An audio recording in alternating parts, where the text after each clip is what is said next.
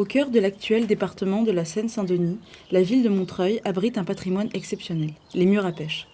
Créés au XVIIe siècle, ils fournissaient les tables royales jusqu'à retomber dans l'oubli.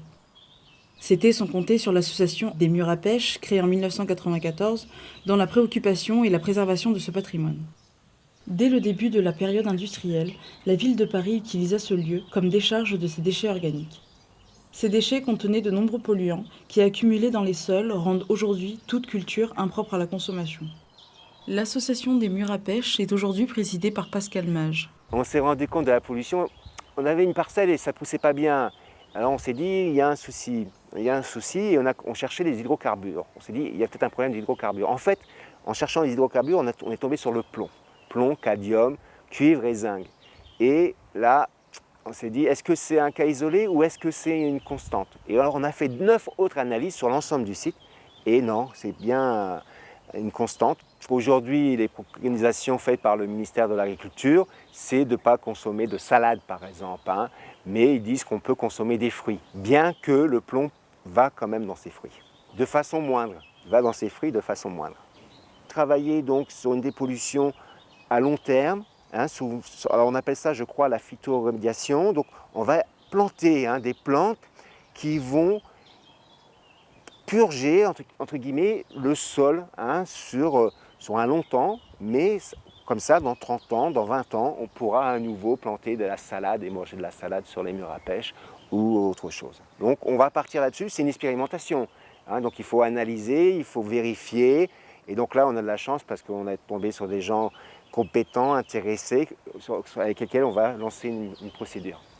Alors le hasard fait bien les choses, vous savez, parce que l'année dernière, avec des étudiants qui travaillaient sur l'agriculture urbaine, donc on a eu la chance que parmi ces personnes qui accompagnaient ces étudiants, il y avait une personne qui s'intéresse, qui a fait sa thèse sur les pollutions des sols, et donc on va mettre en place ce processus d'expérimentation, de dépollution par les plantes. Donc c'est Maïdou qui supervise ça. Mai Dung, jeune chercheuse d'origine vietnamienne, a mis en place une expérience de phytoremédiation, plus précisément de phytoextraction. La phytoextraction est une technique qui utilise les plantes qui absorbent le métaux lourd dans le sol pollué par les racines et puis transfèrent et accumulent cette métaux lourd dans la partie aérienne.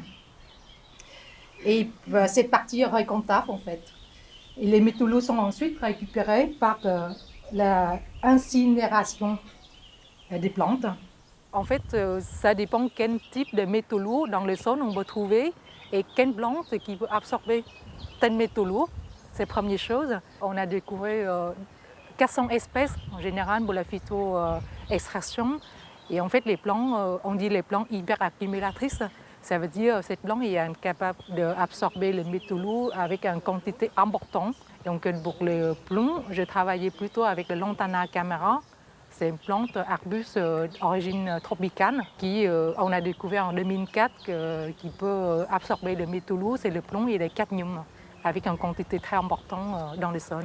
Ça dépend quel type de métaux lourds dans le sol on va trouver et quelle plante qui peut absorber tel métaux lourd. C'est la première chose. Et donc ça tombe bien, c'est que j'ai déjà travaillé sur Lantana au Vietnam.